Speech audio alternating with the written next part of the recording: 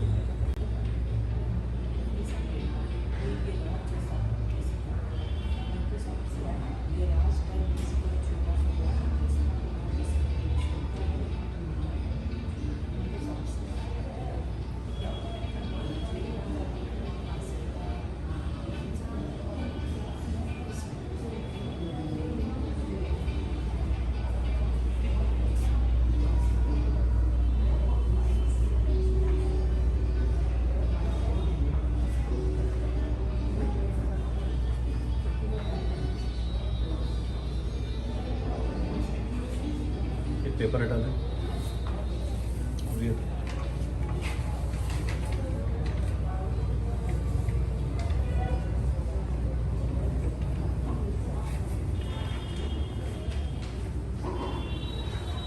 Rajasthani restaurant है और यहाँ पर राजस्थानी थाली परोसी जाती है, उसके साथ साथ अलग अलग व्यंजन परोसे जाते हैं।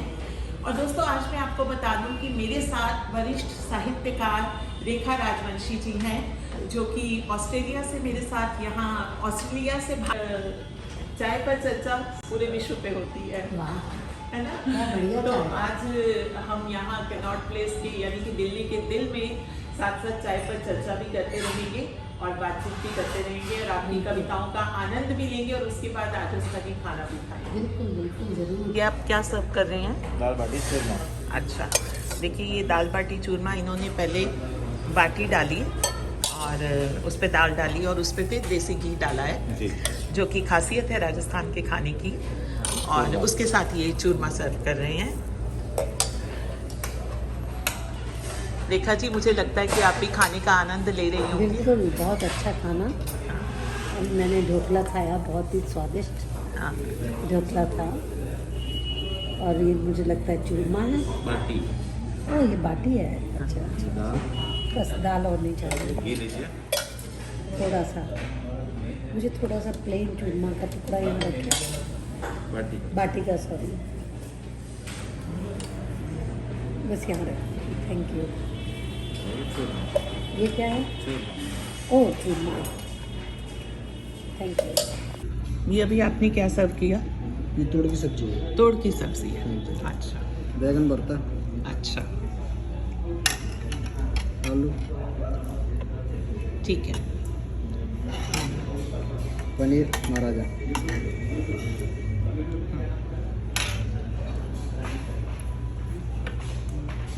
ये सब पूछ लो, ये कड़ी थोड़ा, सब्जी, बहुत थोड़ा थोड़ा नाम के लिए ना, बैगन भरता, बहुत थोड़ा, इससे भी कम, पनीर, बस एक टुकड़ा।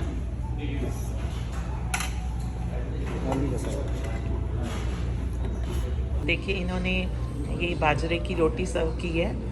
ये क्या है? गुजराती कड़ी भी है, दाल भी है राजस्थानी और बहुत कुछ है। ज़्यादा हो जाएगा। हम आपको बताते रहेंगे बीच बीच में। तो दोस्तों, हम ये खाने का आनंद ले रहे हैं।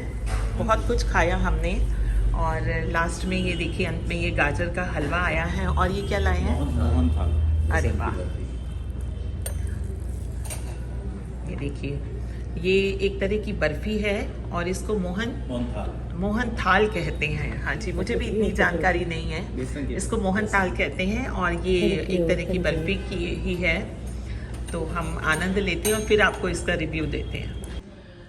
तो दोस्तों, जैसा कि मैंने आपको बताया कि हम रानी सा रेस्टोरेंट के नॉर्थ प्लेस के दिल में रीगल बिल्डिंग से अगले वाले ब्लॉक में हैं।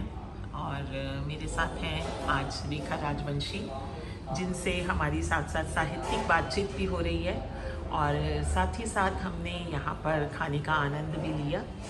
तो रेखा जी, खाने के बाद चाय हम फिर से पियेंगे और चर्चा हमारी यूं ही जारी रहेगी। जैसा कि मैंने आपसे अनुरोध किया था कि एक कविता अपनी नज़्मों की जो आपकी नई पुस्तक है, ये कितनी बार होता है से कुछ भी एक छोटा सा, चाहे उसका एक अशआर ही सुना दे, एक शेर सुना दे, वो भी बहुत है। जरूर हाँ, मुझे 2 मिनट दीजिए, मैं हाँ ढूंढ लूँ ज़रा वो नज़्में। मैंने मेरी अमर उजाला में एक बार प्रकाशित हुई थी बहुत सारी, जी तो मैं उसका लिंक ढूंढ लेती हूँ। जी, आप लिंक ढूंढिए। और दोस्तों, मैं साथ साथ आपको ब्रीफ भी करती जाती हूँ कि चूँकि अभी यहाँ पर लंच टाइम नहीं है, इनका लंच का समय 4 बजे तक होता है। यानी कि अगर आपको खाना खाने के लिए आना है तो 4 बजे तक इनका लंच का समय होता है। और उसके बाद फिर शाम को फिर से डिनर का समय होता है। और उसके बाद बीच बीच में ब्रेक रहता है थोड़ी देर का, और उसी ब्रेक के दौरान हम दोनों यहाँ पर चाय पे चर्चा करने के लिए उपस्थित हो गए।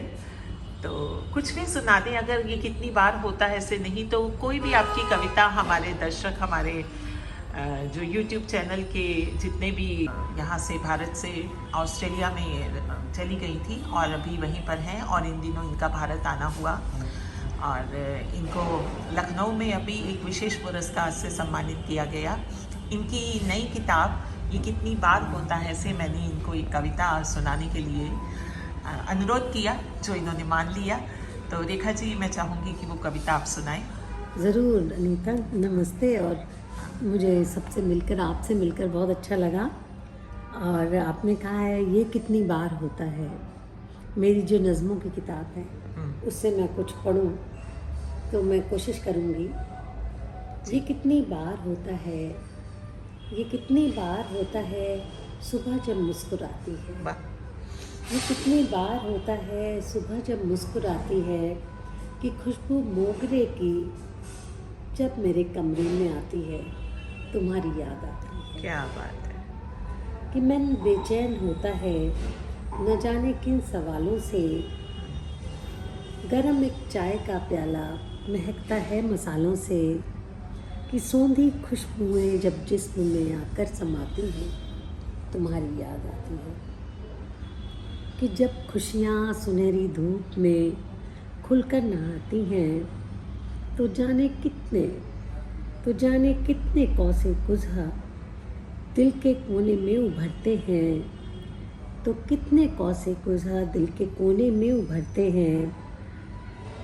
फिज़ा तब मुस्कुराती है, तुम्हारी याद आती है। वाह, ये कितनी बार होता है, क्या बात है, ये कितनी बार होता है। क्या बात है, क्या बात है। बहुत कोमल एहसास।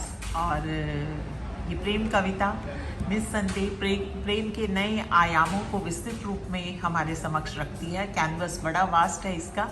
और एक बार मैंने डॉक्टर नामवर सिंह जी का इंटरव्यू कर रही थी, तो उन्होंने कविता की एक परिभाषा बताते हुए मुझे कहा था कि वही कविता सही मायने में कविता है जिसमें कई परतें हैं।